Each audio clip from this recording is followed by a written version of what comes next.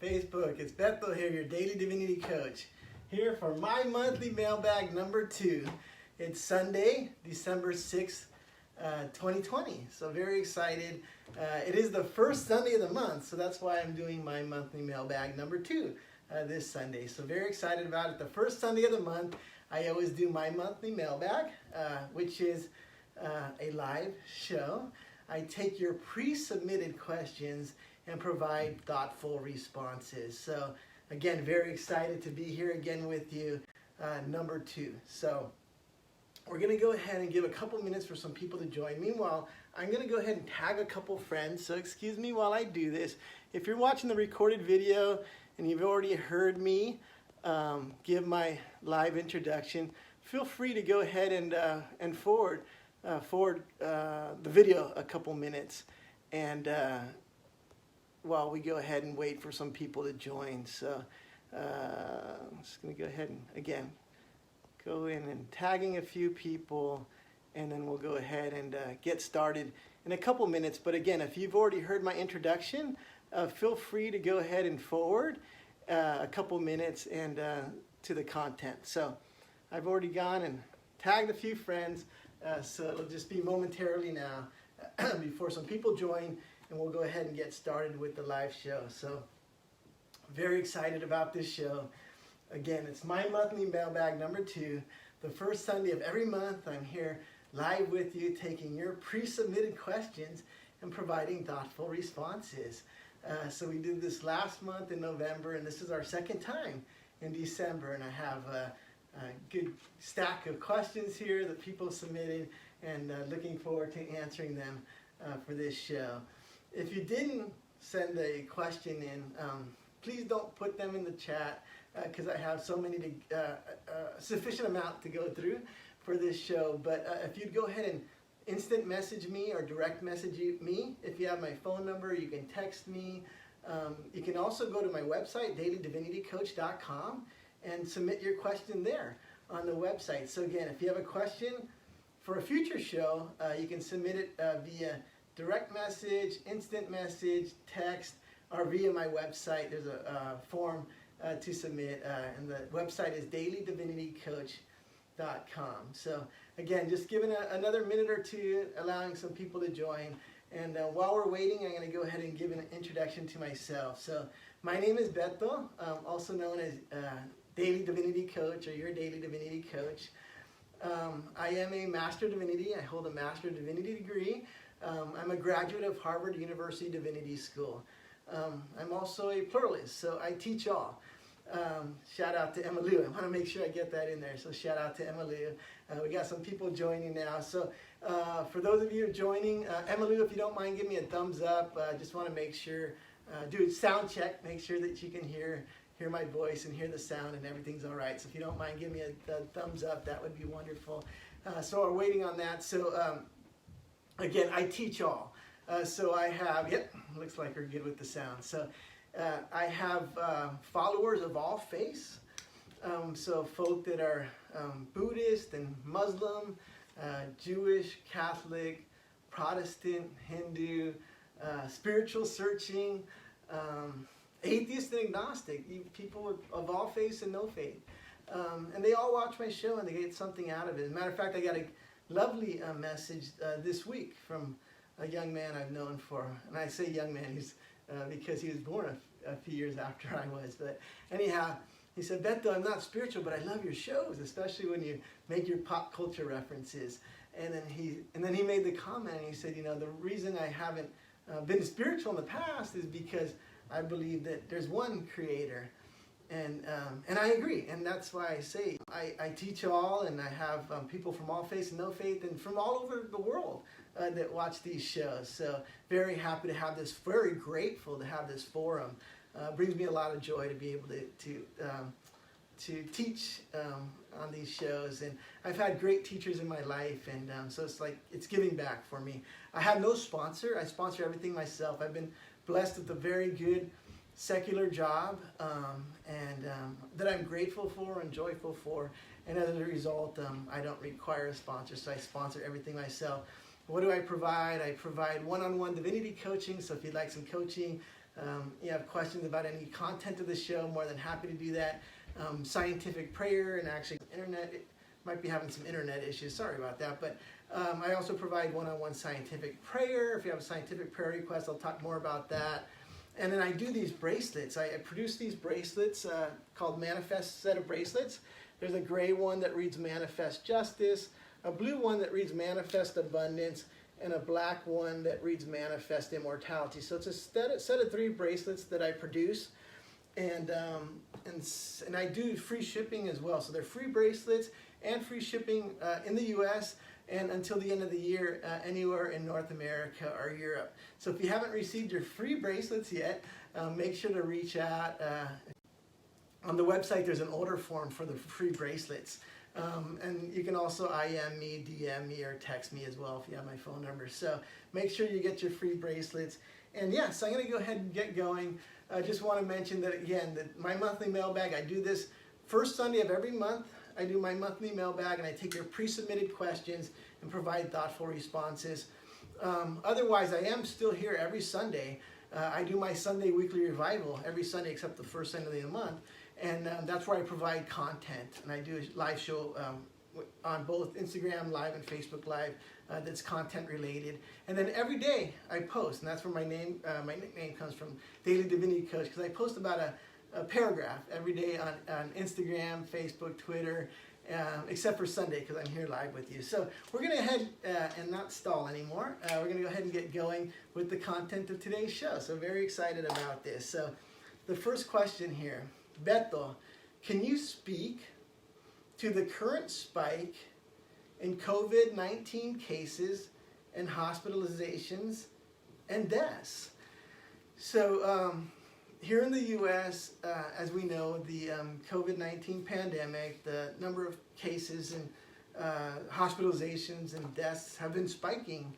And it looks really dire if you look at the statistics. And we'll run through a couple of them. So here in the U.S., we've added over 1 million.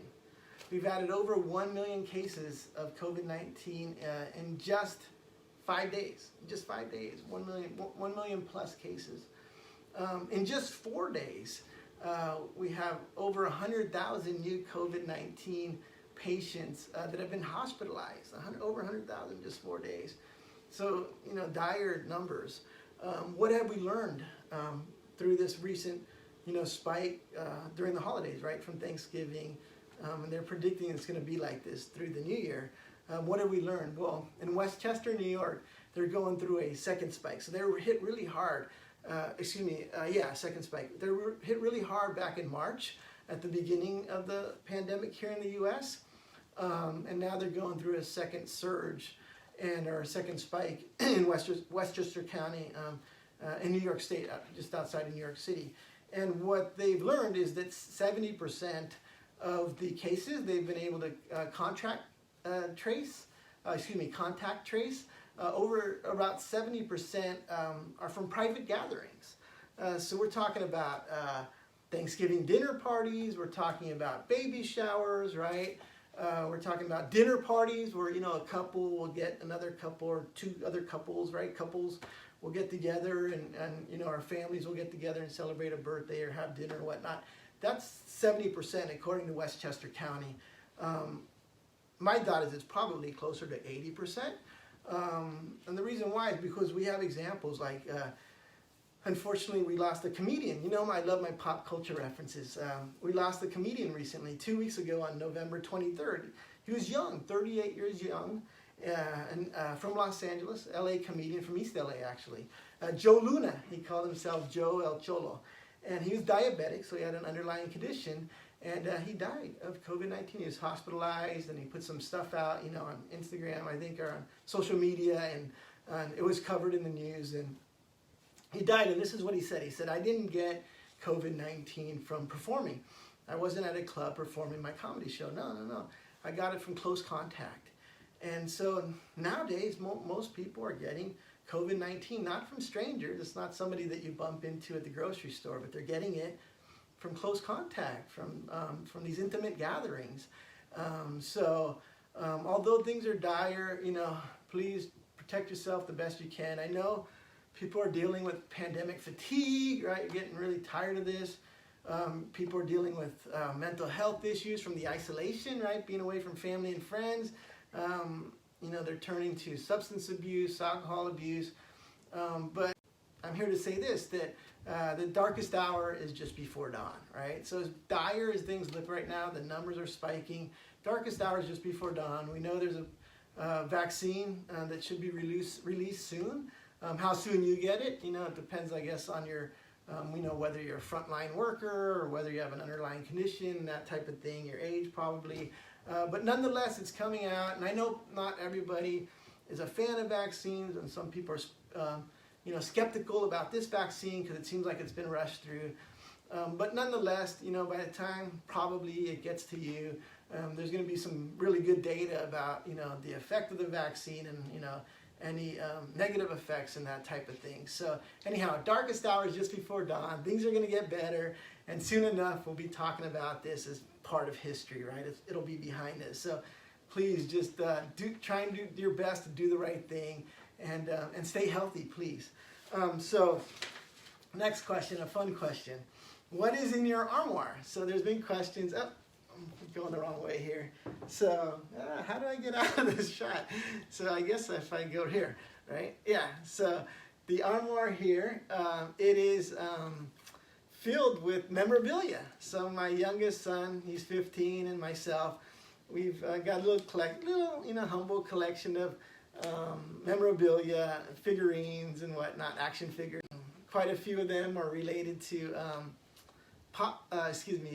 to comic book characters. So there's like, we got quite a few from Star Wars. We got Spider-Man in there. We got Superman, you know, and others as well. And there's some memorabilia. My son plays rugby, and I played rugby in high school. So there's some rugby stuff in there, and I think there's some soccer stuff. So it's all fun, figurines, collectibles, memorabilia, action figures. So that's what's in my armoire. That was a great question.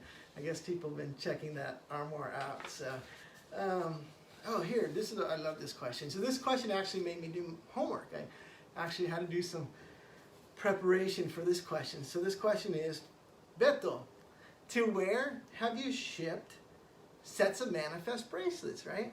So this person, wherever they may be, I know, but I don't want to reveal it, but wherever they may be, say they're in Chicago or Dallas or Miami, or LA, they want to know who else is wearing these bracelets, right? Great question. So here's the answer. These bracelets have been shipped so far, shipped almost 300, and so far they've been shipped to 31 states in the US plus Washington, D.C., and 10 countries outside the US, in North America and Europe. So I'm going to go ahead and rattle them off. So sets of bracelets have gone out to California, North, Central, and South, including lots to LA County, and lots to the San Francisco Bay Area. Bracelets have gone out to Colorado, Illinois, including Chicago, Massachusetts, obviously, this is where I live, including Boston, but a lot of the suburbs have gotten manifest bracelets. Nevada, including Las Vegas, of course, that's where my parents live, but others in Las Vegas have received them that aren't family. Michigan, they've gone out to Michigan. New York City, Brooklyn, Manhattan, the Bronx, as well as New York State. So cities outside of New York City, they're in New York State. Florida, we sent quite a few bracelets to Miami, but also throughout Florida, Orlando, and other areas. Utah, they've gone out to Utah, all through Texas, Pennsylvania, Missouri, Virginia, they've gone out to Georgia, including the Atlanta metro area, Mississippi, we got manifest bracelets down in Mississippi, New Jersey, Oklahoma, up Maine, right? Up Maine, up near the Canada border, so Maine to Miami, Iowa, we've got manifest sets of bracelets out in Iowa, Arizona, including the Phoenix area, North Carolina, the state of Washington, the great state of Ohio, Maryland, coming back to New England, Connecticut, all the way to Hawaii. We've got manifest bracelets out in Hawaii, Wisconsin, Washington, D.C., again, back to New England, Rhode Island, and New Hampshire, and then back west, Oregon and New Mexico. So again, 31 states plus Washington, D.C., here in the U.S., and outside the U.S., 10 countries in North America and Europe. So these would be Slovenia, so we have manifest set bracelets out in Slovenia. Netherlands, a couple people in the Netherlands have manifest bracelets. London, England, right, the United Kingdom, I've sent several out to the United Kingdom. Canada, including Ottawa and Nova Scotia. Mexico, right, Mexico has them. Belgium, Austria, Norway, right, up there, Germany, and Barcelona. You like that? I put the Zeta in there. Barcelona, Spain or España. So yeah, so that's where they've gone. So if you haven't received your manifest bracelets, I know I have followers in Sweden and the Czech Republic and France and Italy. I haven't shipped to those countries. Please reach out. I would love to send you a set. And you can do that either IM, DM, text, or you can even go to my website, dailydivinitycoach.com, and pull down an order form and send in your order form. Also, if you live in one of the states that I didn't mention, please, I would love to send bracelets to Kentucky or Nebraska or Alaska. So please reach out. Would love to send you some bracelets. So great question, and yeah, that was fun. Next question. And this came from a couple of people, believe it or not. They said, Beto, did you know that you look like Jorge Ramos of Univision? And no, I didn't know that I looked like Jorge Ramos. I actually had to go, I went on Google, right, and looked at images of Jorge Ramos. And I guess because of the hair, right, the salt and pepper hair, people, or at least the two people, well, there's actually, I think there's more than two people, but at least a couple of people who sent this question in believe that I look like Jorge Ramos. So do your own homework. You can, you know, again, there's images on the web, and you can decide for yourself. But I'm guessing it's because of the salt and pepper hair. That was a good question, though. The next question. This is the second most popular question I got. I came in from a lot of people. Actually, somebody even submitted it via the website. The first most popular question I get is always about the fifth world or the fifth sun, right? About the Maya prophecy, about the Hopi, the Mexica Azteca. But this is the second most popular one, and this one reads, Beto, how do reverse birthdays work, and what are they? And so, here's what I teach. I teach, if you haven't reached your ideal age yet, and let's set it at 32. You haven't reached your ideal age yet, please, by all means, celebrate your birthday. Maybe not now, be careful now because of COVID, but you know, when there's no pandemic, have your party, right? Have your cake, your ice cream, your dancing, your music, right? Your food, and enjoy yourself. It's something to celebrate. But if you've reached your ideal age, stop. Why do you want to keep on counting the days at that point and thinking of yourself as getting older? And if you're like me, you passed your ideal age, celebrate reverse birthdays. So here's how this came about. So I had a lovely 50th birthday bash. It was wonderful. I'm so grateful. My tío and tía, they have a nice property, and there was decorations. We had a DJ playing music. We had a taquero. He's making tacos for everybody. And a bunch of my friends from when I was 14, 15 from high school came out that I'm still friends with to this day, that I love dearly. My beloved family, lots of family members came out, and we just enjoyed the day as a celebration. It was wonderful. I loved it. Even I have a secular job. My boss came out with her husband, and we just had a great time. Everybody had a blast, and it was good weather, and again, dancing and everything. But after that, and again, I'm very grateful for the party and had a blast. But after that is when I decided the next day that I was going to profess my immortality and begin reversing the aging process. So I tell myself every day, I look in the mirror. I'd look in the mirror. You're getting younger. Every day I'm getting younger. I'm getting younger. And at the end of that year, I celebrated my first reverse birthday, and it's just a few months ago. And I told those who I trusted, because I didn't want to tell everybody and somebody would think, oh, you're crazy, this and that, and then I have to explain myself. But I told my friends and certain family members, not all friends, but certain friends, certain family members, about my first reverse birthday. And it was awesome because I had people calling me, texting me. They wanted to take me out to lunch. They wanted to take me out to dinner to celebrate. I even got a first reverse birthday card, which I treasure now. I treasure it. I look at it regularly. First reverse birthday card. The person got a Hallmark card and then added first reverse, so it said happy birthday, but they added first reverse, so it's happy first reverse birthday. So it was lovely. It warmed my heart. And as a result, this is what I teach. I teach reverse birthdays. And so if you've passed your ideal age, you want to reverse aging, set your next birthday as your first reverse birthday and tell yourself every day that you're getting younger every day. And if you go to my website, dailydivinitycoach.com, there's a form there. Well, there's actually a whole web page devoted, just one page, devoted to reverse birthdays, and I explain all of this. And at the end of the page, there's a form that you can fill out, and you can fill out and request the e-card.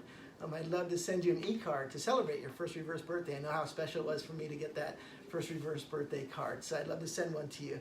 And I've already had a request come through the website for a birthday. It's not coming up for a while now, but I've already had one request for an e-card. So please, if you have a first reverse birthday coming up, go to dailydivinitycoach.com and fill out the form, and when your birthday comes up, I'll celebrate with you by sending you a first reverse birthday card.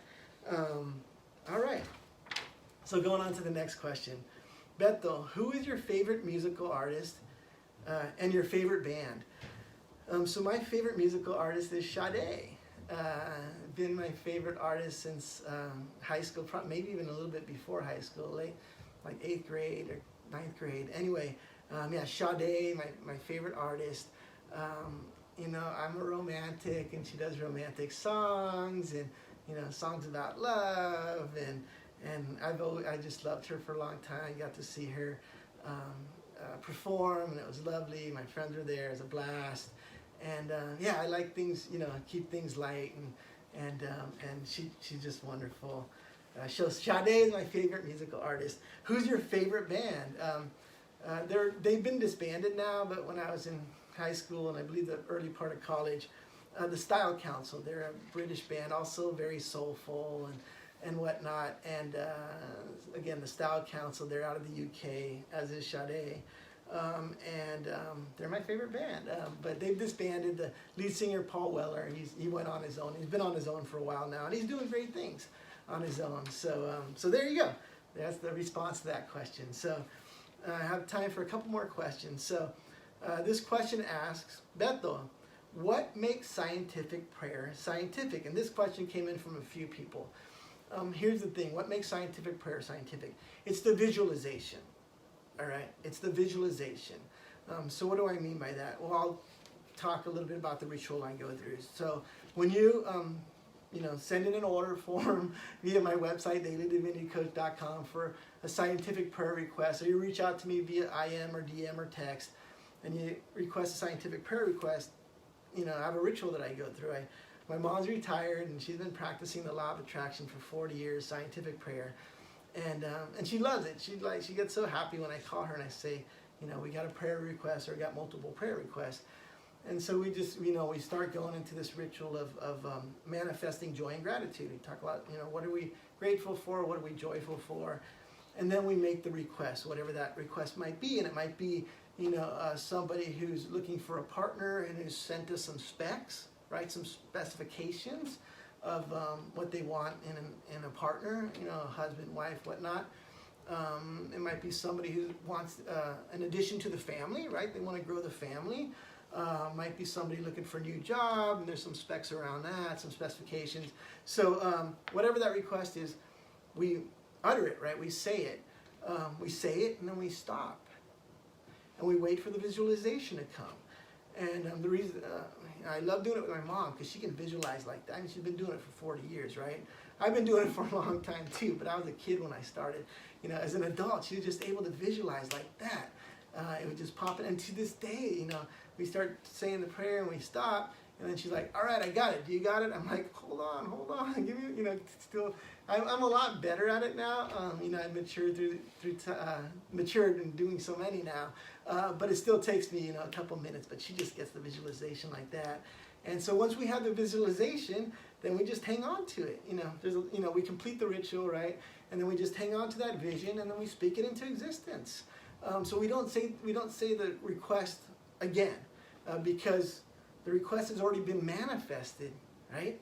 In the spiritual, now it's just a matter of time before it becomes manifested in the natural, right? In the physical world. And how do we know that? Because we got the visualization. So what makes scientific prayer scientific? It's the visualization. Which book, Beto, which book or books do you recommend regarding the law of attraction? This is a really hard question for me. It's hard because, I've been around it, right, for 40 years. I was taught directly the law of attraction directly from my mother. And so it's really hard for me to recommend, others that, I trust this person or I trust that person. I don't, not that I don't trust people, I trust people, of course.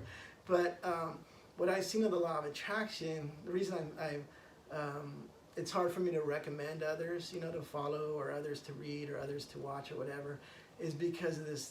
It's what I see out there. There's a lot of commodification, right? There's a lot of give me $10,000, and you can participate in this retreat, in Peru or whatnot, or there's just a lot of I understand people need to be paid. I'm blessed with a great secular job, so I'm able to do what I do without a sponsor. But it just the way law of attraction originated, it didn't originate as a commodified thing, right?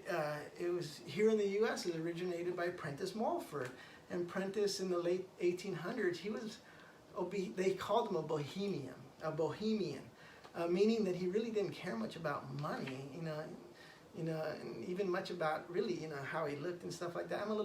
I do have beatnik and bohemian traits, but I do like to groom and look nice and stuff like that. But especially shoes. I love shoes. I could do a whole episode on shoes. But anyhow, so anyway, Prentice. It wasn't about give me $10,000 for a retreat. I'm Prentice Mulford, right? It was about this a vision of what the law of attraction is for him, and so it was a spiritual thing. It wasn't a commodity, and he, it's about pushing the limits and being limitless, right? He talked about immortality, that one day we might fly, right? So, that's really what it's about. It's about love, and it's about what he calls achieving peace, or the peace that surpasses all understanding. It's about these spiritual things. Not so much about money, and I know we need money, right? Man-made money, unfortunately, right now we do, right? To pay bills and for food and to take care of our children if we have children, and cars. I get it. I understand. I'm in it, right? I'm with you guys. I have a secular job. I'm right there with you guys. But that's not all that the law of attraction is about, right? It's about abundance and more about the spiritual aspects. So if I had a book, and I haven't written one yet, but if I had a book that if you really pushed me and said, just give me a book to read, I would say read Prentice Mulford, right? Mulford, Prentice Mulford's Thoughts Are Things. Thoughts, A-R-E, Thoughts Are Things. And, but be mindful that it was written in the second half of the 1800s. So there might be some things in there that you think, well, that's outdated, or that's not necessarily politically correct. He was progressive for his time, and I think even if he were here today, he'd be progressive for today. But there might be, you just have to think that, this was written a while back, right? And you have to put it in that context. So read it, try and do your best to read it in context. But again, if I had to be pushed and give a recommendation, it would be that. It would be Prentice Mulford's Thoughts Are Things. It's less than 200 pages, so although it's thick, there's a lot there. It's not, he has other books that are a lot bigger. So there's that. Again, that wasn't an easy answer. I think that might be all that I have for today. I think we're about to run over time. So I'm going to go ahead and end there. I'll take the next. I have a few more questions, but we'll address them next week. But the next monthly mailbag, my monthly mailbag will start in January. So first Sunday of every month. So in the meantime, if you have questions, please don't leave them here because these comments aren't always saved. So please, if you have questions for my monthly mailbag in January, please submit them via instant messenger, direct messenger, text, or on my website, dailydivinitycoach.com, and I'll address them on the next monthly mailbag, which will be in January. So I'm very grateful and appreciative to you joining today live, and for those of you watching the recording, I'm grateful to have this forum. I've had great teachers in my life, not the least of which was my mother, regarding the law of attraction and scientific prayer, but also at Harvard Divinity School, getting to learn from and Cornell West. He's my advisor. David Carrasco is my co-advisor, and others like Elsa Tamez and Jose Miguel Bonino, these giants, right, of theology, liberation theology, Mesoamerican studies like Carrasco, and social justice like Cornell West, Preston Williams, feminist theology, Elizabeth Schussler Ferreira. So I've had just some great teachers in my life, some of the best, honestly, some of the best.